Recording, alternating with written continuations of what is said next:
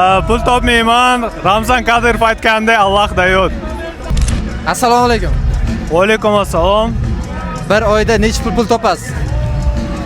Pul topmayman. Ramzan Qodirov aytganday Alloh dayod. Nima ish bilan shug'ullanasiz?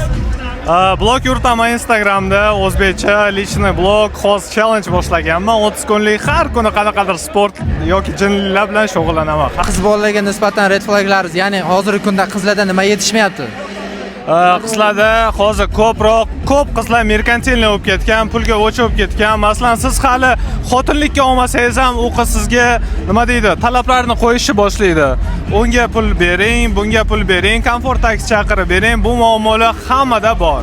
O'ylayman, qizlar ko'proq добрый bo'lish kerak. Erkak kishini podдержка qilish kerak. Agar erkak kishini любой qiz podдержка qilsa, ana shu yigit 100 ming pul topsa, ana shu narsa 1 million dollarga ham aylanib ketishi mumkin. Gapir loyihasi kuzatishda davom eting va keyingi ishtirokchisiz bo'lishingiz mumkin.